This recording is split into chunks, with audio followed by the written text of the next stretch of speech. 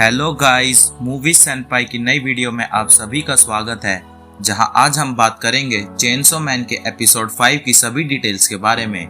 तो चलिए शुरू करते हैं।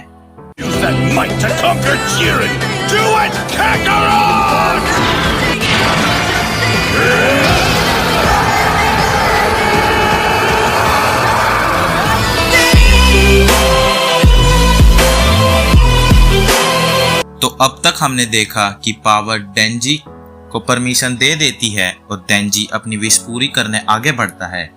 वो पावर को फील करता है पर उसे कुछ अजीब फील होता है। तब पावर के टॉप से कप्स निकलकर बाहर गिर जाते हैं। पावर कहती है कि वो उन्हें बड़ा दिखाने के लिए कप्स का यूज करती है।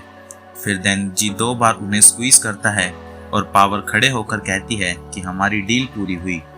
वो उससे पूछती है कि उसे मजा तो आया होगा ना, और ये कहकर वो वहां से चली जाती है। इधर डेंजी बेचारा सदमे में चला जाता है। उसे कुछ फील ही नहीं हुआ था और उसका ये सदमा कुछ दिनों तक ऐसे ही रहता है। फिर माँ की माँ डेंजी को हेडक्वार्टर्स बुलाती है, जहाँ डेंजी पेपर वर्क कर रहा था। माँ की माँ उससे पूछती है कि आखिर वो इतना गुमसुम क्यों है। तो डेंजी कहता है कि वो इतने दिनों से एक गोल की तरफ भाग रहा था और जब वो गोल पूरा हुआ तो उसे कुछ मजा ही नहीं आया। वो कहता है कि इसका मतलब अगर वो फ्यूचर में भी कोई गोल सेट करता है तो उसे जब तक ही मजा आएगा जब तक वो उसके पीछे भागेगा और बाद में वो डिसअपॉइंट हो जाएगा। माँ की माँ पूछती है कि आखिर डेंजी किस सपने की बात कर रहा है, तो डेंजी उसे उसके बारे में बताता है। माँ की माँ उसका हाथ पकड़कर समझाती है कि इन सब मामलों में तुम सामने वाले पर्सन को जानोगे उतना ही ज्यादा मजा आएगा। तुम्हें उनकी आंखों में देखना है, उनके हाथ को पकड़ना है, उनके कान को छूना है। और फिर वो डेंजी की उंगली बाइट कर बोलती है कि ये फीलिंग तुम्हें आंख बंद करने पर भी याद रहेगी। और आखिर में माँ की माँ डेंजी का हाथ अपने ब्रेस्ट पर रख देती है। डेंजी की धड़कनें रुक जाती हैं और वो खुशी के मारे चेयर से गिर जाता है। इसके बाद माँ की माँ डेंजी से एक रिक्वेस्ट करती है। वो चाहती थी कि डेंजी गन डेविल को मारे। गन डेविल को आज से 13 साल पहले अमेरिका में देखा गया था।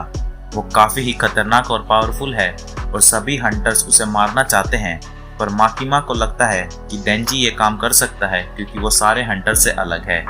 माँ की माँ कहती है कि अगर डेंजी गन डेविल को मार देता है तो वो उसकी कोई भी एक विश पूरी करेगी। डेंजी को इस पर यकीन ही नहीं होता। माँ की माँ कहती है कि ये डेविल बहुत पावरफुल है, तो डेंजी जो भी बोलेगा वैसा ही होगा। माँ की माँ बताती है कि कुछ साल पहले तक लोग डेविल से बचने के लिए गन्स रखते थे और फिर गन क्राइम्स ही काफी बढ़ गए और लोगों की सबसे ज्यादा डर गन वायलेंस से ही लगने लगा। इसके बाद अमेरिका में एक बड़ा आतंकवादी हमला हुआ और तब गन डेविल पहली बार देखा गया था। फिर हमें फ्लैशबैक दिखाया जाता है जिसमें हमें एक फैमिली दिखाई जाती है। तभी वहाँ बड़ा बेटा आता है जो कि अपने फादर के साथ कैच खेलना चाहता था। ये सुन छोटा भाई ताइयो का भी खेलने का मन होता है और दोनों भाई बाहर आ जाते हैं। शुरू में तो बड़ा भाई को बिल्कुल अच्छा नहीं लगता, पर फिर वो दोनों स्नोबॉल बनाकर खेलने लगते हैं। तब बड़ा भाई कहता है कि ऐसे तो तुम्हें ठंड लग जाएगी, जाओ अंदर जाके ग्लव्स पहन कर आओ और फिर हम कैच खेलेंगे। ताइयो ग्लव्स लेने घर में जाता है कि अचानक एक बड़ा तूफान आता है। वो तूफान पूरे घर को ही उड़ा देता है। सिर्फ बड़ा बेटा बाहर होने के कारण बच जाता है। उस दिन सिर्फ 5 मिनट में 10 लाख लोग मारे गए थे और तब से ही गन डेविल का कोई अता पता नहीं है। इसके बाद ही लोगों के अंदर डेविल का डर बढ़ता गया, जिससे वो और ताकतवर हो रहे हैं। तभी से गन्स पर भी काफी रोक लगाई गई है ताकि गन डेविल और स्ट्रॉन्ग ना हो।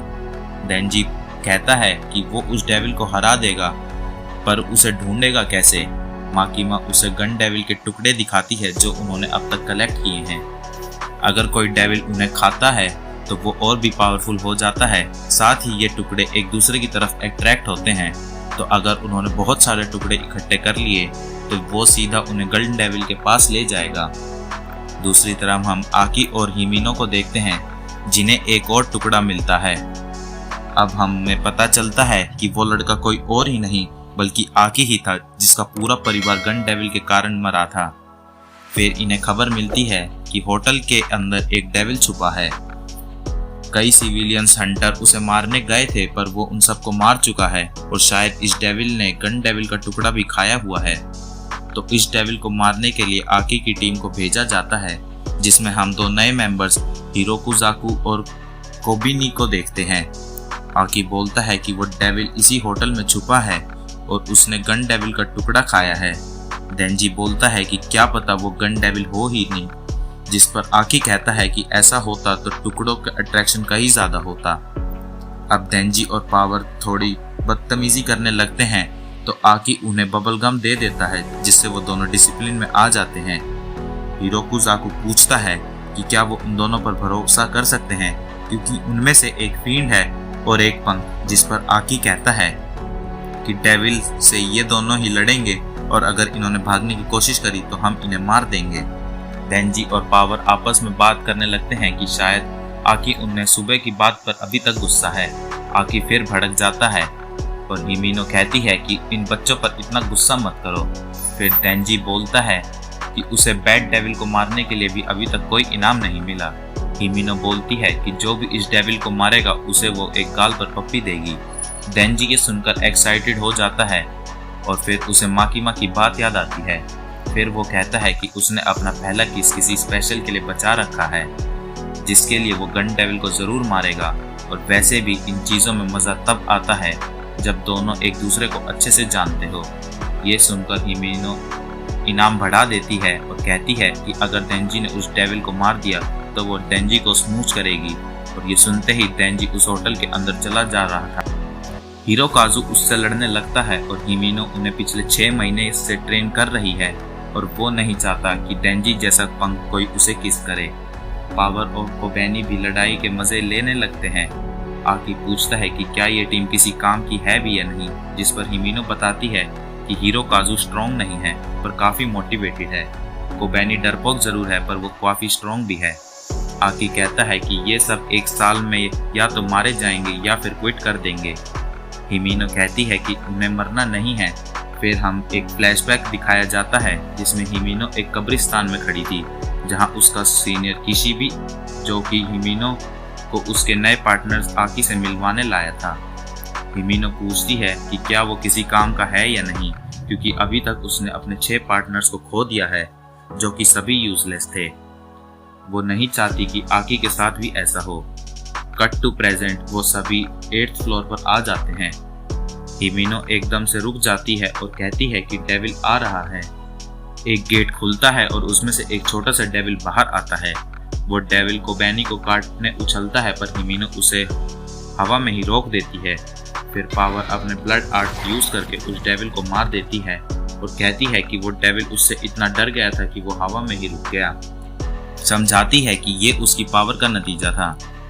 असल में उसने घोस्ट डेविल के साथ कॉन्ट्रैक्ट करा हुआ है, जिसके लिए उसने अपनी एक आंख सैक्रिफाइस करनी पड़ी, जिसके बदले वो घोस्ट डेविल का राइट हैंड यूज कर सकती है, जो कि काफी पावरफुल है।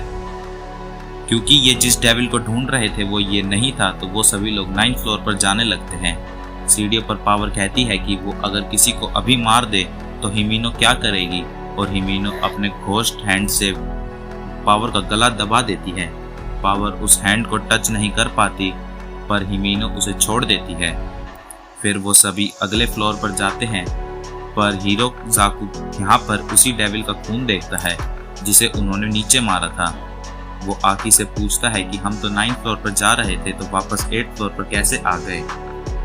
हिरोकाजु इस बार नीचे जाता है और वो ऊपर से सीढ़ियों से 8th फ्लोर पर आ जाता है। इसका मतलब ये कि ये सब 8th फ्लोर पर एक लूप में फंस चुके हैं और एपिसोड यहीं खत्म हो जाता है।